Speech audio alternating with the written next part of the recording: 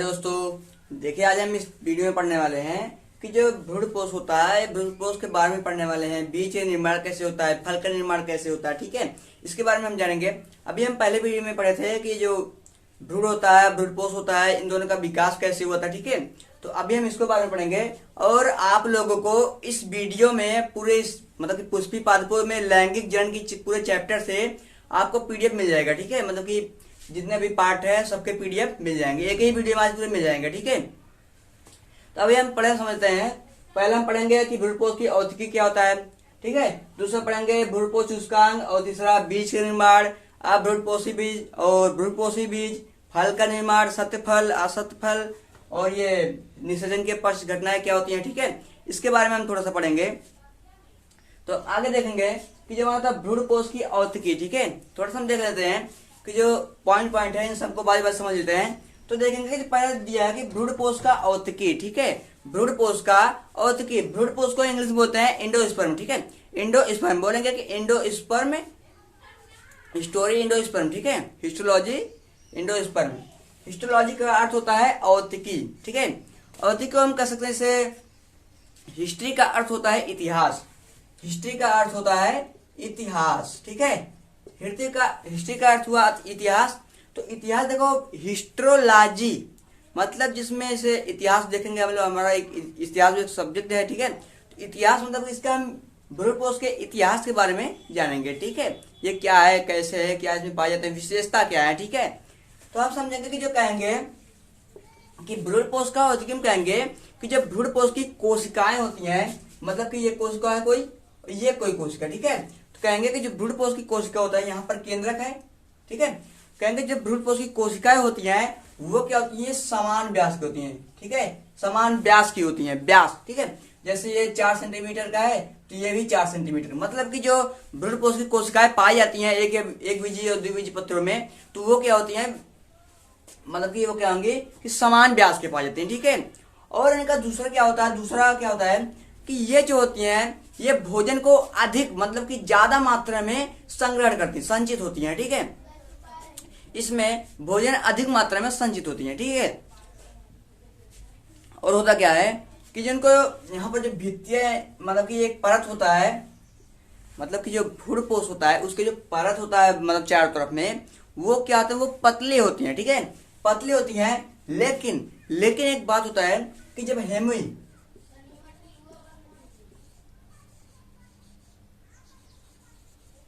Hemicellulose के कारण, ठीक है, एक हेमीसेलुलोज भी भित्ति होती है, ठीक है, उसी के कारण होता क्या है कि जो बीज होता है, बीज जो होता है वो मोटा होता है, ठीक है। अब जैसे आप सेम की बीज देखेंगे, सेम के वो कुछ इस प्रकार का होता है, चिपटा प्रकार का, ठीक है, वो भी देखेंगे आप मोटा होता है। लेकिन जो हमारे जैसे अरहर का दालुआ भी देखेंगे पतला पतला होता है, ठीक है, मतलब कि अरहर में भी वही हो जाता है, ठीक है। मतलब कि कहेंगे कि जो जब भित्ति पतली रहेंगे तो बीज भी पतला ही होगा, लेकिन अगर मोटा हो जाएगा तो क्या होगा, भित्ति जब मोटा होगा तो बीज भी मोटा होगा, ठीक है।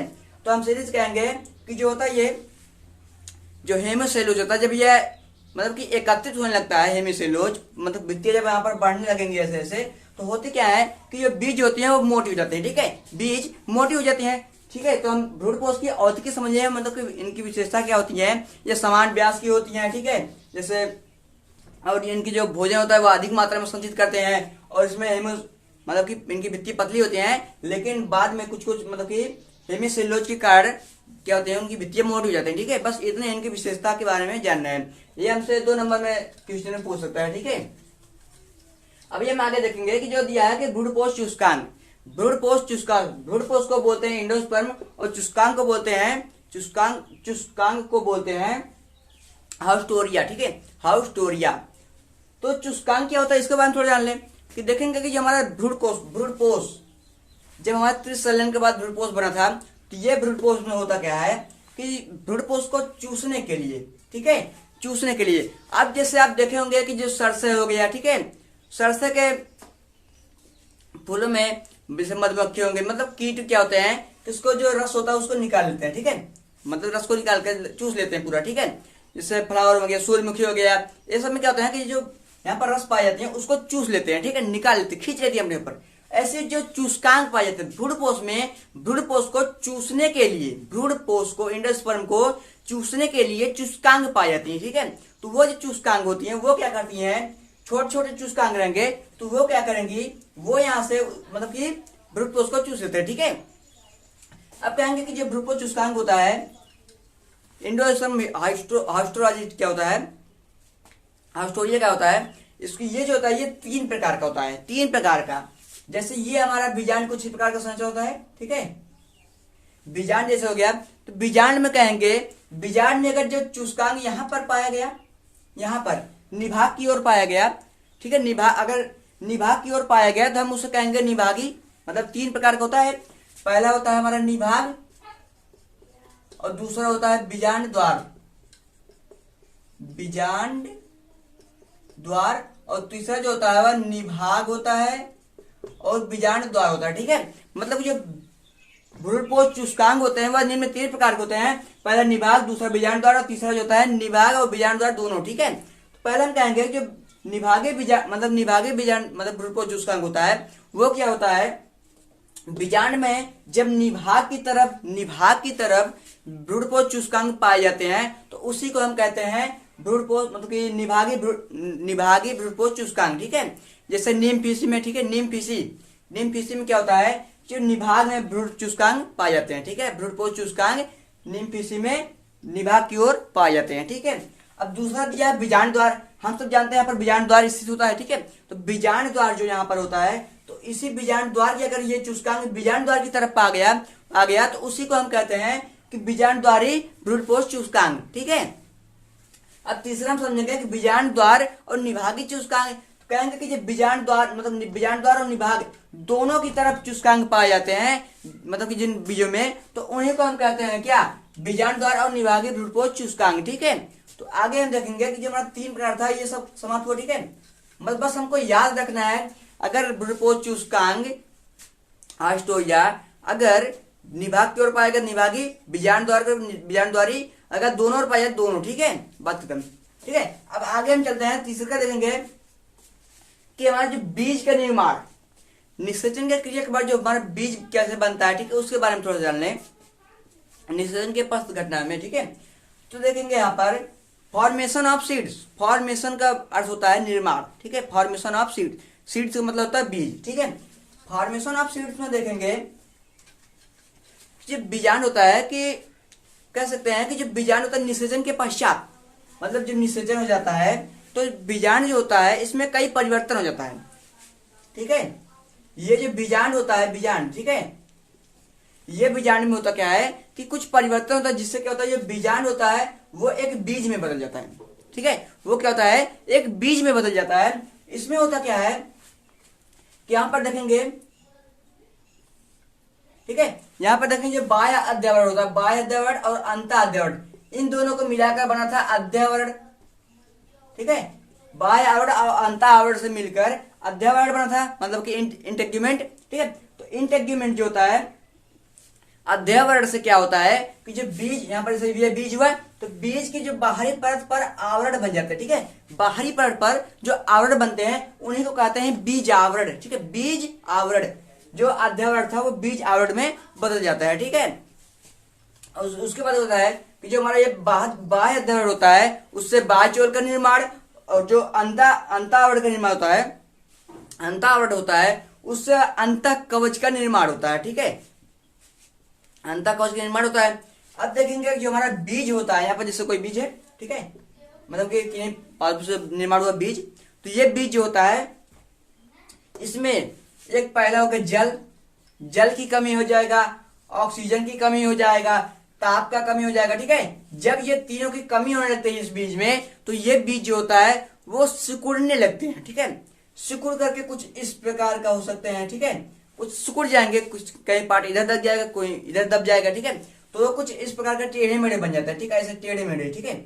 इस टेढ़े मेढ़े हो जाता है जो बीज होता है, और यही जो बीज आवरण से घिरा हुआ जो बीज होता है उसी को कहते हैं बीज, उसी को हम कहते हैं बीज।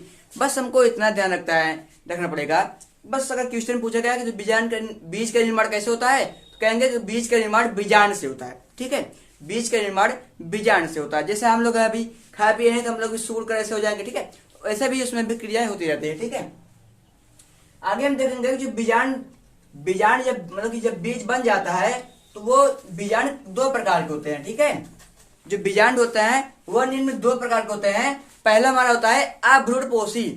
अभ्रूणपोषी का अर्थ होता है अभ्रूणपोषी, ठीक है। जो अभ्रूणपोषी बीज होता है इसमें भ्रूणपोष नहीं पाया जाता, ठीक है। भ्रूणपोष नहीं पाया जाता है।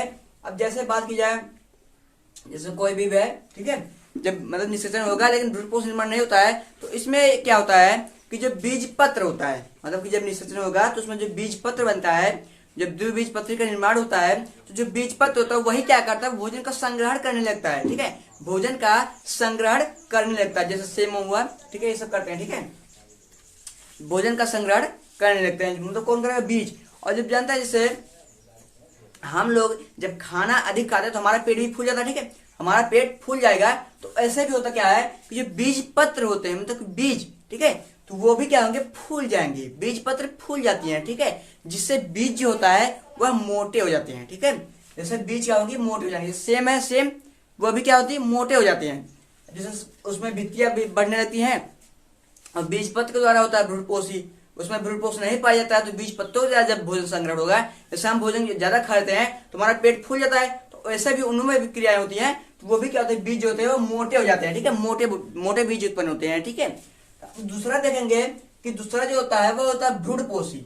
भ्रूणपोषी, अब देखो भ्रूणपोषी में क्या होता है, जिसमें भ्रूणपोष पाया जाता है, ठीक है, जिसमें भ्रूणपोष पाया जाता है, ठीक है। तो अब देखेंगे कि जो भ्रूणपोष होता है, भ्रूणपोषी क्या होता है, इसमें जब मतलब कि भ्रूणपोष क्या होता है, बीजांड से पोषण को अवशोषण करेगा और बीज को मतलब भ्रूण को पहुंचाती है, मतलब भ्रूण को भोजन को पहुंचाती है, ठीक है, पोषण को बीज के पास पहुंचा देती है, ठीक है।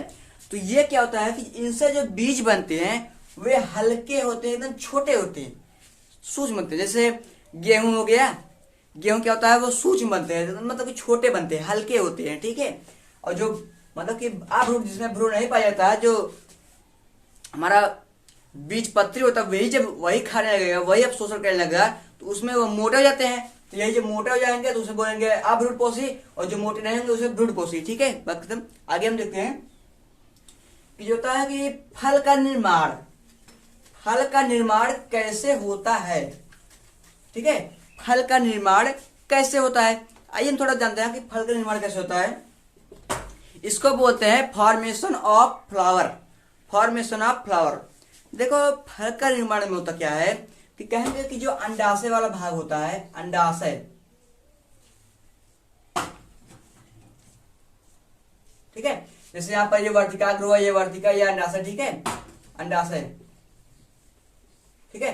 तो अंडाशय जो होता है, ये अंडाशय ये जब बड़ा हो जाता है, मतलब कि पूरा तैयार, जब पूरा तैयार हो जाता है तब ये क्या करता है, जो अंडाशय होता है यह रसीला हो जाता है, ठीक है, बड़ा हो जाता है फूलकर और रसीला हो जाता है, जिसे हम फल कहते हैं, ठीक है। फल, फल का निर्माण कैसे होता है, परिपक्व अंडाशय से। परिपक्व अंडाशय सीरीज कहेंगे, परिपक्व अंडाशय से जो मतलब कि अंडाशय, परिपक्व अंडाशय फूल कर बड़ा हो जाता है और रसीला हो जाता है, जिसको हम फल कहते हैं, फल का निर्माण, ठीक है। अब जो ये फल होता है ये भी दो प्रकार का होता है। पहला जो होता है सत्य, सत्य फल, और जो दूसरा होता है, और जो दूसरा होता है उसको बोलते हैं असत्य फल। असत्य फल।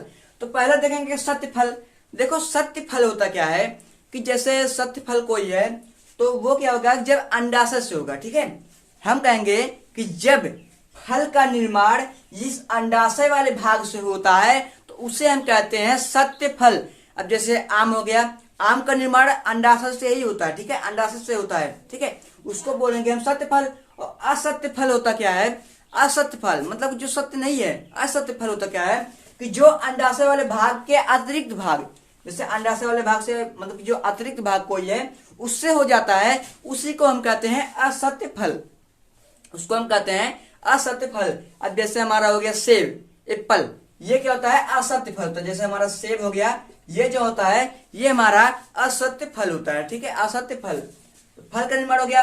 उसके बाद देखेंगे कि निषेचन के पश्चात जो घटनाएं होती हैं, यहां पर देखेंगे कि ये हमारा क्या, कौन सा भाग है, यहां पर जो पाया जाता है जैसे बाह्य दल हो गया और बाह्य दल पुंज, ठीक है, कैलिक्स और क्रोला, कैलिक्स और क्रोला, ये दोनों निषेचन के पश्चात मतलब कि बाद में घटनाएं में क्या होती है, निषेचन जब बाद में होता है घटनाएं, तो इसमें क्या होती है कि जो कैलिक्स होता है, बाह्य दल पुंज, बाह्य दल और दल, बाह्य दल और दल, ये दोनों क्या होते हैं, ये दोनों सूख कर एकदम मतलब कि नीचे गिर जाते हैं, सूख जाते हैं, ठीक है, ये दोनों सूख जाते हैं, मतलब झड़ जाते हैं, नीचे गिर जाते हैं। जैसे ये कोई यहाँ पर बादल है और ये बादल पुंज है, मतलब कि यहाँ पर बाय है, ये हमारा बादल है, बादल मतलब दल है, ये बादल हुआ, ये दल हुआ, ठीक है, ये दोनों क्या करते हैं, ये सूख जाते हैं, निषेचन के पश्चात क्या कहते हैं, ये सूख कर नीचे गिर जाते हैं, लेकिन कभी कभी किसी किसी पौधे में लगे रहते हैं, ठीक है, लेकिन ये सूख कर गिर जाते हैं, कैलिक्स और क्रोला, ठीक है।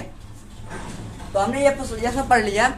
अभी हम देखेंगे कि जो जनन की मतलब कि निषेचन की मतलब की विधियां कितनी है, ठीक है, उसको देखेंगे कितने प्रकार से जनन होता है, ठीक है, जो बीज होते हैं, पौधे होते हैं, उसमें जनन कितने प्रकार से होते हैं, ठीक है, निषेचन की विधियां, ठीक है दोस्तों। देखिए देखेंगे कि आवृत्ति बीजियों में जनन की विशिष्ट विधियां क्या होती है, ठीक है, जो जनन होता है मतलब कि आवृत्ति बीज जो पादप होता है उसमें क्या होता है कि जो जनन की कितने प्रकार से जनन होते हैं, ठीक है, तो आप लोग वीडियो को देख लेना और डिस्क्रिप्शन बॉक्स में आप लोग को इस पुष्पी पादपों में लैंगिक जनन में मतलब कि पूरे चैप्टर की पीडीएफ आप लोग को मिल जाएगी, ठीक है, मतलब कि पूरे चैप्टर का पीडीएफ आप लोग को मिल जाएगी, आप लोग इसको देख लेना, आप लोग को पीडीएफ का नोट्स मिल जाएगा, ठीक है। आगे हम देखेंगे कि आवृत्ति बीजीय में जनन की विशिष्ट विधियां, देखो जनन कितने प्रकार से होता है, आवृत्ति बीजीय में कितनी विधि होती है, ठीक है। तो पहले हम देखेंगे कि हमारा दिया है उभय मिश्रण, ठीक है, उभय मिश्रण क्या होता है उसके बारे में हम थोड़ा सा जानेंगे, जिसको बोलते हैं एम्फी मिक्स, ठीक है, एम्फी मिक्स, ठीक है। इसमें क्या होता है, उभय मिश्रण में क्या होता है कि जब नर युग्मक और यहाँ पर प्रथम अंड कोशिका, ठीक है, जब नर युग्मक और मादा युग्मक दोनों आपस में संलयन करते हैं, जिसी को हम बोलते हैं उभय मिश्रण, उभय मिश्रण, ठीक है, जब मतलब कि नर युग्मक और मादा युग्मक आपस में संलयन करते हैं उसी को हम कहते हैं उभय मिश्रण, ठीक है, जिसको बोलते हैं एम्फीमिक्सिस, ठीक है। तो ये हमारा खत्म हुआ। देखो उभय मिश्रण, उभय मतलब ठीक है उभयचर, जिसमें उभय पादप, ठीक है, उभय लिंगी, इसमें दोनों लिंग पाया गया, उभय मतलब दोनों जब संलयन करेंगे उसी को बोलेंगे उभय मिश्रण, ठीक है।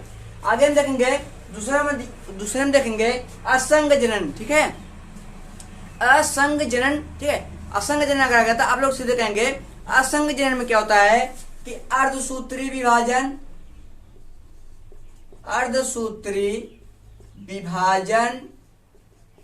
और लैंगिक जनन,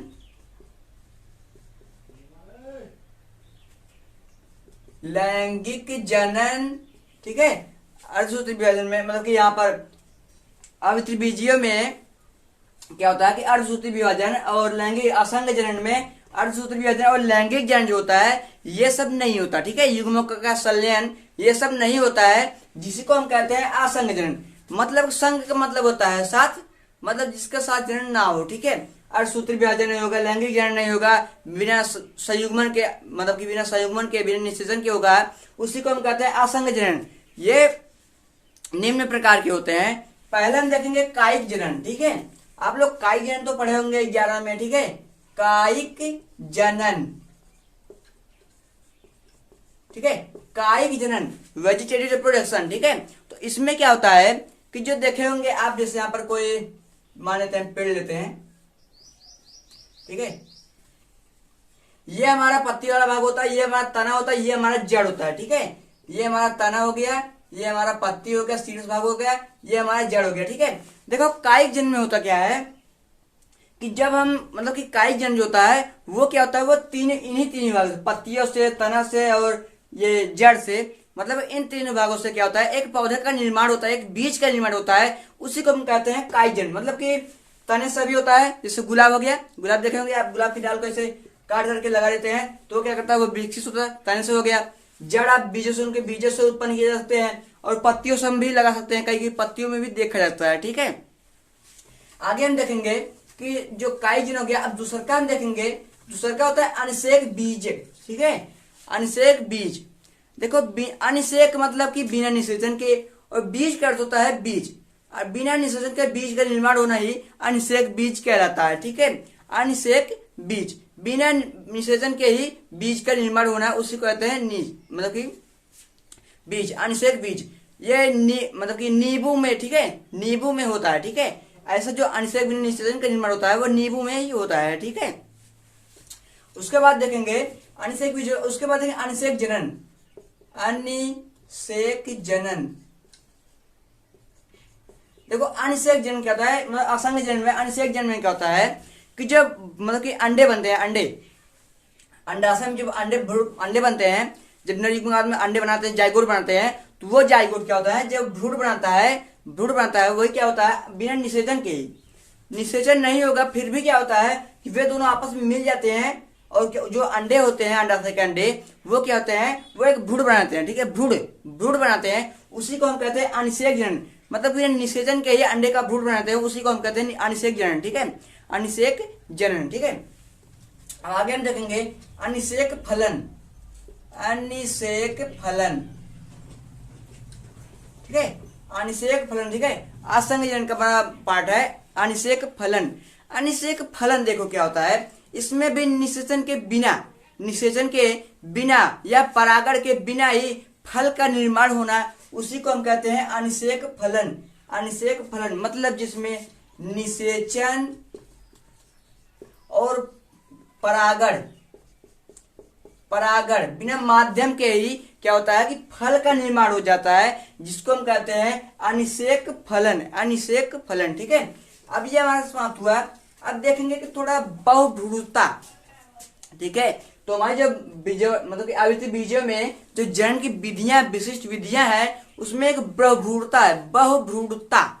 तो बहुभ्रूणता में होता क्या है कि जैसे कोई बीज है, ठीक है, बीज, उसमें जो होता है भ्रूण होते हैं, वो ज्यादा से ज्यादा भ्रूण बनते हैं। ठीक है, उसमें भ्रूण का निर्माण ज्यादा होता है बीजांड में। ठीक है, बीजांड में, जैसे ये कोई बीजांड है, ठीक है, यहाँ पर भ्रूणकोश है, तो इसके अंदर जो होता है, जब निषेचन के पश्चात होता है क्या है, जो इसमें भ्रूण होते हैं, भ्रूण मतलब इसको बोलते हैं पॉली एम्ब्रियोनी। पॉली मतलब होता है डबल, मतलब कि दो, एक पॉली में दो पॉली में चार। ठीक है, ऐसे होता है। ठीक है, तो इसमें क्या होता है कि जो पॉली मतलब कि जो भ्रूण पाए जाते हैं, भ्रूण मतलब पॉली एम्ब्रियोनी, पॉली मतलब डबल। ठीक है, तो जो जब दो मतलब कि दो से अधिक भ्रूण पाए जाते हैं, जब बीजांड में दो से अधिक भ्रूण पाए जाते हैं, उसी को हम कहते हैं बहुभ्रूणता। ठीक है, बहुभ्रूणता। इसका खोज जो है सर्वप्रथम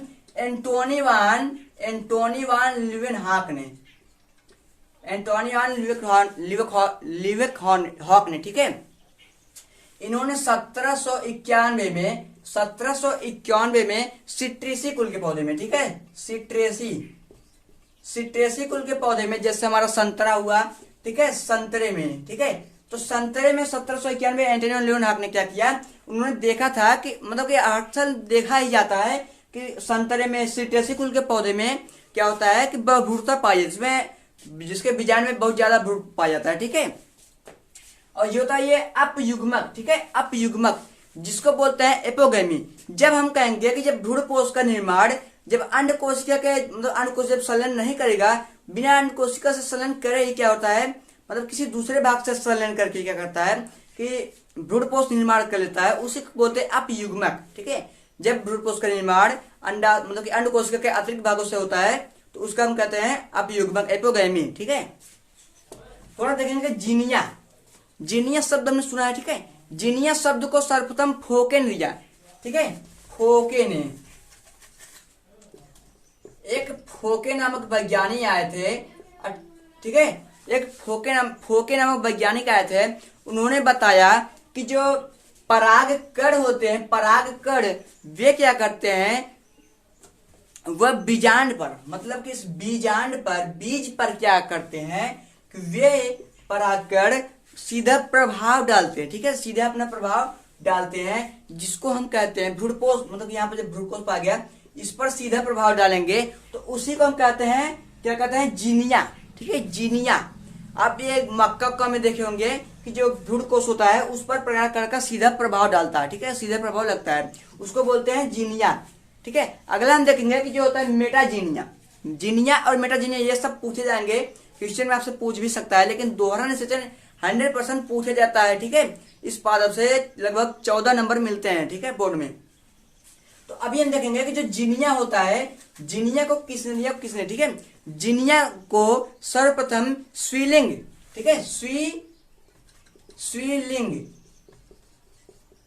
स्वीलिंग ने ज्ञात किया है कि जो मेटाजीनिया होता है इसमें जो परागकण होता है, जो फल बनता है, जैसे हमारा सेब बन गया, ठीक है, सेब है, तो इसके फल पर, बीजावरण पर क्या करता है, सीधा अपना प्रभाव डालता है, परागकण अपना प्रभाव डालता है, मतलब कि फल पर डालता है, बीजावरण पर डालता है, तो उसी को कहते हैं मेटाजीनिया, जिसका खोज स्वीलिंग ने किया था। जैसे आप खजूर के पेड़ देखें, खजूर में क्या होता है कि जो परागकण होता है तो वो क्या करते हैं, वो फल के सीधे प्रभाव डालते हैं, अपना प्रभाव डालते हैं। ठीक है, चेंजिंग आते हैं, उसी को हम कहते हैं मेटाजीनिया। ठीक है, तो आप लोग हमारे वीडियो को देखते ही रहना है, और इस चैप्टर से, पुष्पी पादप को लैंगिक जनन में से, चैप्टर में से आप लोग को नोट्स मिल जाएंगे। पीडीएफ लिंक हमने डिस्क्रिप्शन बॉक्स में डाल दिए। ठीक है, आप लोग इसको देख लीजिए। ठीक है।